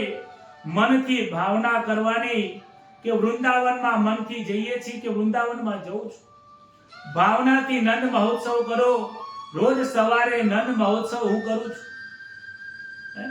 આંખો બંધ કરીને ભગવાનને કહો, હે કનૈયા, હું તમને પાણી આપું છું, તમે પાણીથી ગાયને નવરાવો છો. હે કનૈયા, હું તને ચાર કાપી કાપીને આપું છું, તમે ગાયને ખવડાવો છો. હે કનૈયા, તમે ગાયને દોવો છો, તમે દૂધ મને પીલાવી રહ્યા છો. હે કનૈયા, હું તમારી સાથે સાથે પણ ગોવાર બનીને આવી છું. એક 5 મિનિટ, 10 મિનિટ, 15 મિનિટ દરરોજ તમે આંખો બંધ કરીને આવી રીતે મનથી જો તમે નંદ મહોત્સવ કરી શકો ને, તો તમારું મન ધીમે ધીમે ધીમે ધીમે આ વાસનાઓથી છૂટશે અને પરમાત્માના ચરણમાં વાસ થશે. માળા નહીં થાય તો ચાલશે, કોઈ સ્તોત્રના પાઠ નહીં થાય ને તોય ચાલશે, મંદિરમાં નહીં જવાય ને તોય ચાલશે, અરે કોઈ યાત્રા નહીં થાય તોય ચાલશે, પણ ભગવાનનું ધ્યાન અને ભગવાનમાં મનને મિલન નહીં થાય ને તો આજે નહીં ચાલે ને કાલે નહીં ચાલે. જો મન નહીં સુધરે ને તો ગમે તેટલા તીર્થ કરશો, ગમે તેટલા અનુષ્ઠાન કરશો, મોટી તકતી મારશો, ગમે તેટલા ભોજન કરાવશો, ગમે તેટલા તમે લોકો ચાલતા ચાલતા જાય છે ને કેમ્પ બાંધીને લોકોના પગ દબાઈને દબાઈને સેવા કરશો, વૃદ્ધાશ્રમ બનાવી દેશો, અરે મોટી મોટી કથાઓના શ્રવણ કરી કથા બેસાડશો, કરોડો રૂપિયા ધર્માદા કરી નાખશો, મન નહીં સુધરે ત્યાં સુધી આ બધું અલેખે જાય છે. ઠીક છે, સત્કર્મ થાય છે, એ સત્કર્મથી પાછો મનુષ્યનો અવતાર મળશે, પાછું ત્યાં આવીને ભગવાનની સાથે મન જોડવાનું ઊભું ને ઊભું. તમે જ કહો દાન કરવાથી ભગવાન સાથે મન જોડાય છે. તમે જ કહો કે આ ભગવાનને દાન કરીને કે તકતી મારવાથી આપણું મન ભગવાન સાથે જોડાય છે. તમે જ વિચાર કરો કે કોઈ માળા કરવાથી ભગવાનમાં મન જોડાઈ જાય છે. તમે જ કહો કે દાન પુણ્ય જપ તપ તીરથ વર્ત જાપ કેટલા ઉપવાસ કરે તમારા જીવનમાં. ખૂબ સમજવાની જરૂર છે. આ કર્યા પછી પણ શું મન સુધ્યું આપણું? આ બધી ક્રિયાઓ મનને સુધારવા માટે છે. જાત્રા કરવાનું કારણ મનને સુધારવાનું છે. વ્રત કરવાનું કારણ મનને સંયમ આપવાનું છે. ભગવાન દર્શન કરવાનું મતલબ આંખમાં ભગવાનની દ્રષ્ટિમાં બેસાડવાનું કામ છે. ભોજન સારું સારું કરવાનો મતલબ અંદરનો જે અંતરાત્મા જે છે એને હું ભોજન કરાવી રહ્યો છું, જેટલી જરૂર છે શરીર ટકાવવા માટે, ભગવાનનું ભજન કરવા માટે ભોજનની જરૂર છે. આજે તો ભોજન માટે ભજન કરવા મળ્યા છે. એનાથી મન સુધરવાનું નથી. સુખદેવજી મહારાજ, ડોંગરેજી મહારાજ સત્ય કહીને ગયા છે અને કહે છે તમે કશું જ નહીં સુધરે તો ચાલશે, તમારા મનને સુધારજો, મનને સમજાવજો, અને ના આવડતું હોય ને તો દરરોજ નંદ મહોત્સવ કરજો. આ નંદ મહોત્સવ એવી એક પ્રક્રિયા છે કે ભગવાનના ઘરે ગઈ છી, ગોકુળમાં ગઈ છું. આજે મારા નંદ બાબાના અને ઘરે ગઈ છું, દરવાજો ખોલ્યો, કનૈયો રમે છે. કનૈયાને મેં ભેટી પડી છું, કનૈયા સાથે હું રમું છું. કનૈયાને હું સ્નાન કરાવું છું, કનૈયાને કપડાં પહેરાવું છું, કનૈયાની આરતી ઉતારું છું. અરે કનૈયો મને વખા પાડે છે, કનૈયો મારા કપડાં ખેંચે છે. અનેક પ્રકારના ભાવના ભક્તિથી મનને પ્રભુમાં આવું તલ્લીન કરશો ને તો આપણું મન ધીમે ધીમે ધીમે ધીમે ધીમે પરમાત્મામાં લીન થશે. શ્રાવણ વદ નુમના દિવસે જન્માષ્ટમીના બીજા દિવસે આવો નંદ મહોત્સવ થયો છે. નંદ મહોત્સવ થયો અને શિવજીને ખબર પડી નથી કે ભગવાનનો જન્મ થઈ ગયો, અને 4 દિવસ પછી પ્રભુને ખબર પડી છે. અને હવે જોગી લીલા થાય છે કે રામાવતારમાં દર્શન કર્યા પણ મેં કૃષ્ણના દર્શન કર્યા નથી. મારે ગોકુળમાં જવું છે, દર્શન કરવા છે. યોગીની લીલા થાય છે. શિવજી આજે સાધુનું સ્વરૂપ લઈને, એક સંન્યાસીનું રૂપ લઈને ગોકુળની અંદર આવે છે. ગોકુળની અંદર આવે છે. દરેક લોકો ત્યાં જોઈને કહે છે કે આ સાધુનું રૂપ કંઈક અલગ લાગે છે. ગળામાં સાક્ષાત નાગ છે, હાથમાં ત્રિશૂલ છે, અને આ ભાલો હાથમાં રાખ્યો છે, આ ભસ્મ શરીર ઉપર લગાય છે, અને આ માથા ઉપર ત્રિમુંડ છે. બધા બાવાઓને જોયા પણ આ બાવો કંઈક અલગ લાગે છે. અને મસ્તક ઉપર જુઓ તો ખરી કેટલો પ્રકાશ છે. કહે છે કે સાક્ષાત શિવજી જેવા લાગી રહ્યા છે. આજે શિવજી સાધુના રૂપમાં, સંન્યાસીના રૂપમાં આવે છે, પરંતુ શિવજીનું સ્વરૂપ એટલું બધું તેજ છે ને કે એ તેજ છુપું રાખી શકતું નથી. ભલે મહારાજ સંન્યાસીના રૂપમાં મહાદેવજી આયા હોય પણ પોતાનું તેજ થોડું છુપું રહી શકે. યશોદાજીનો રોજનો નિયમ હતો કે દરરોજ સાધુ અને બ્રાહ્મણોને જમાડ્યા પછી ભોજન કરે છે. શિવજી બ્રહ્મના લીનમાં છે અને બહાર આવીને કહે છે ભિક્ષાન દેહે. કહે છે યશોદા માતા કહે છે કે ભિક્ષા લેવા માટે આવ્યા છે. દાસીને કહે છે થાળ ભરીને આપો, આપણા ઘરે લાલો થયો છે, થોડું દાન વધારે આપો. દાસી થાળ ભરીને લઈને આવે છે, મહારાજને આપે છે. મહારાજ કહે છે કે હું તો સંન્યાસી છું, મારે આ થાળ જોતો નથી. તો કે તમારે શું જોઈએ છે? મહારાજ બોલો, તમારે જે જોઈએ એ આપો. તો કે મારે તો લાલાના દર્શન કરવા છે. દાસી પણ વિચાર કરવા માંડી કે દરેક સંન્યાસીઓ આવ્યા, આટલું આપીએ છીએ પરંતુ જાય છે, પરંતુ આવું કોઈ માંગતો નથી.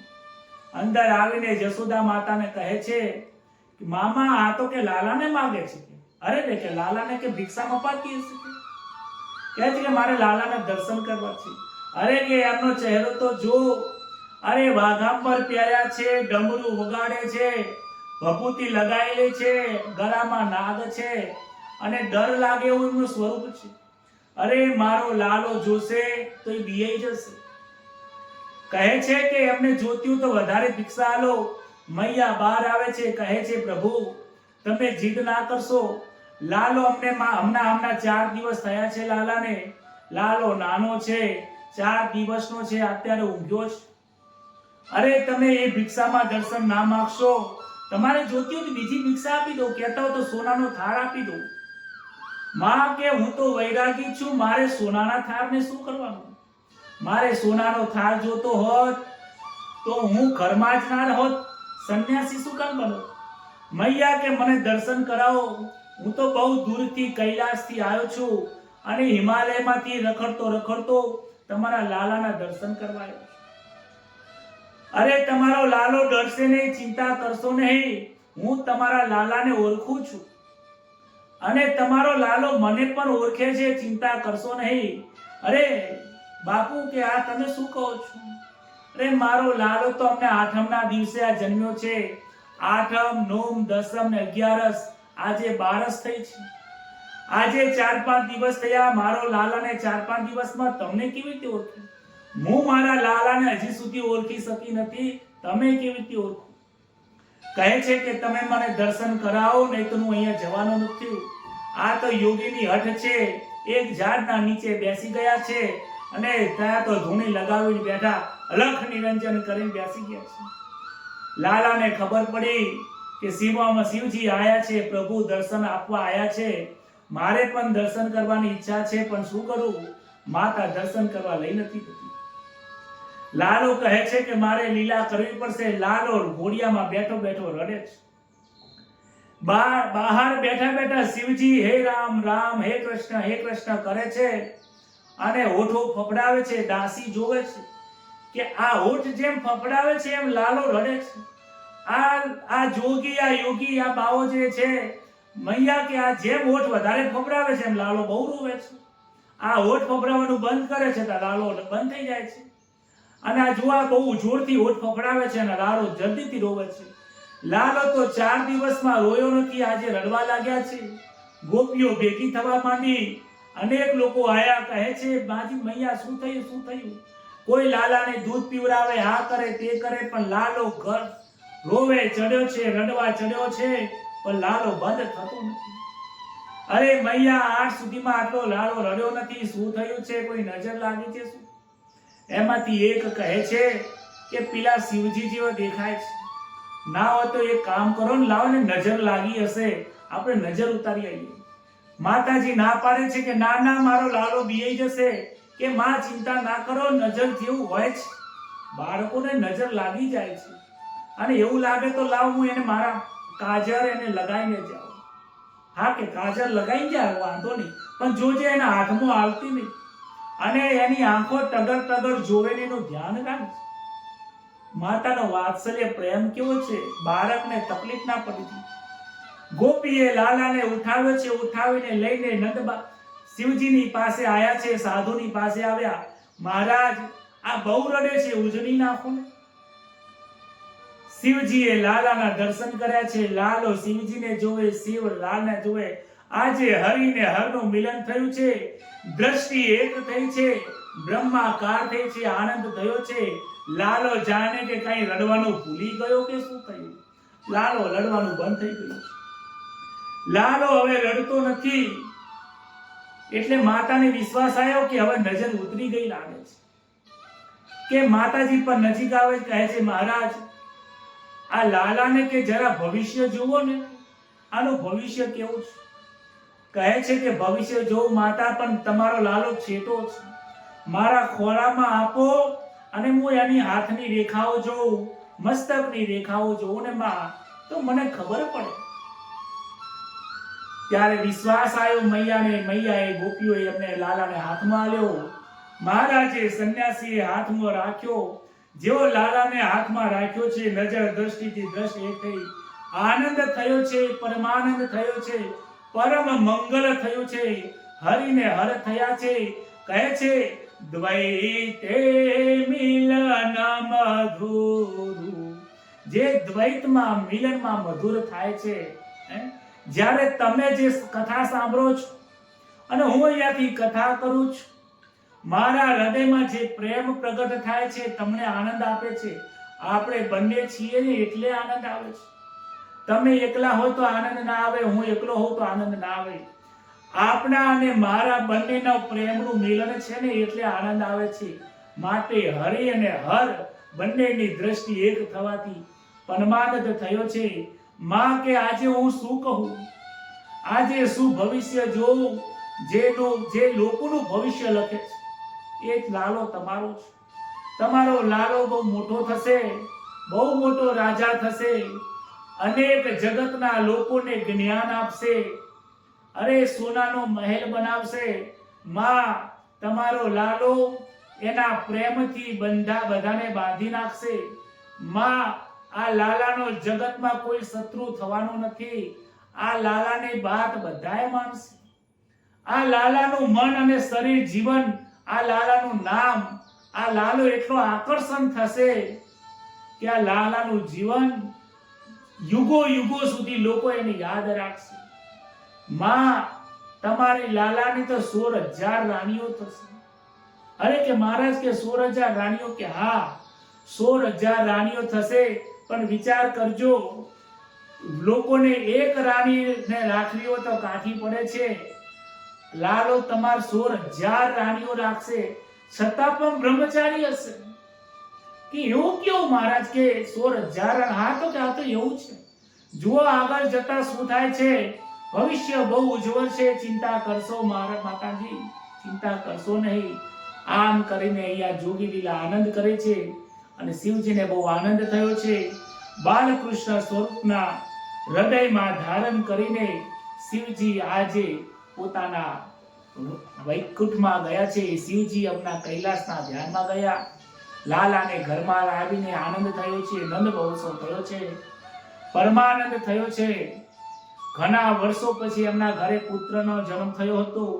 ગોકુળમાં આનંદ આનંદ આનંદ સિવાય બીજી કોઈ વાત નથી. ભગવાનનું પ્રાગટ્ય થાય, મા મહોત્સવ થાય, ત્યાં બીજી શું વાત? આ ભાગવતની કથા પ્રેમને દાન કરવા વાળી કથા છે. ભાગવતની કથા અધરામૃતની દાન કરે છે. ભાગવતની કથા એવો પ્રેમનો આનંદ સ્વરૂપનો વરસાદ વરસાવે છે, જેમાં આપણે સૌ મળીને એમાં સ્નાન કરીએ છીએ, પવિત્ર સ્નાન થાય છે. આ ભાગવતની કથામાં જેટલું પવિત્ર સ્નાન થાય એટલું ઓછું છે. આવો સજ્જનો, આવો આજે નંદ મહોત્સવના નિમિત્તે સાથે મળીને બે હાથથી તાળીઓના ગડગડાટ કરીને ભગવાન નારાયણનું નામ લઈએ અને નંદ મહોત્સવની અંદર આપણે પણ સૌ મળીએ અને સાથે મળીને કહીએ, હરે રામ રામ રામ હરે હરે, હરે કૃષ્ણ કૃષ્ણ કૃષ્ણ હરે હરે, હરે રામ રામ રામ હરે હરે, હરે કૃષ્ણ કૃષ્ણ કૃષ્ણ હરે હરે, હરે રામ રામ રામ હરે હરે, હરે કૃષ્ણ કૃષ્ણ કૃષ્ણ હરે હરે. નંદ ઘેર્યા નંદ ભયો જય કનૈયા લાલ, નંદ ઘેર્યા નંદ ભયો જય કનૈયા લાલ, જય કનૈયા લાલ કી હાથી ઘોડા પાલકી, જય કનૈયા લાલ કી હાથી ઘોડા પાલકી. નંદ ઘેર્યા નંદ ભયો જય કનૈયા લાલ, નંદ ઘેર્યા નંદ ભયો જય કનૈયા લાલ કી. બોલો શ્રી કૃષ્ણ કનૈયા લાલ કી, બાલકૃષ્ણ ભગવાન કી. નમઃ પાર્વતી પતये, હર હર મહાદેવ. આજની કથા એ મહોત્સવની કથા હતી. આનંદ મહોત્સવ દરરોજ થાય. મારા જીવનમાં, આપણા જીવનમાં, આપણા પરિવારની સાથે બેસીને આવો નંદ મહોત્સવ થતો હોય, એ ઘરની અંદર પરમાત્મા સાક્ષાત સ્વરૂપે એ રમે છે. દરરોજ ઘરમાં કીર્તન કરો. નંદ મહોત્સવ એટલે કે કીર્તન કરો. આવો એક મંજીરા રાખો કે તમે કાંઈ પણ વસ્તુ રાખી શકો છો, ના હોય તો તાળી પાડીને 5 મિનિટ આપણે જે ધૂન ગઈએ છીએ ધૂનથી તમે કરો. જેને જે કેવું કે જે બોલવું એ બોલે, બધા જ કામ હેઠા મૂકી વધારે નથી કે તો 5 મિનિટ કરો. સવારમાં ઉઠીને ભગવાનનું ભજન કરીએ ત્યારે 5 મિનિટ કરીએ. 5 મિનિટ કંઈ બોલવાનું નહીં, ફક્ત ભગવાનની ધૂન.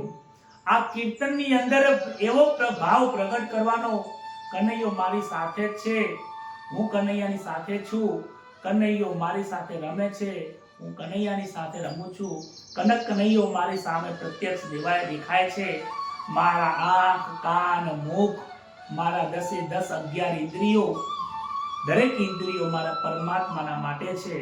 આવા ભાવથી કીર્તન કરીએ. એ જ વાત સાથે આજની કથાને બાલકૃષ્ણ ભગવાનના શરણમાં મૂકીને સૌને જય શ્રી કૃષ્ણ, શુભરાત્રી. આવતીકાલે ફરીથી આ કથાને પ્રગટ કરીશું. ત્યાં સુધી જય શ્રી કૃષ્ણ.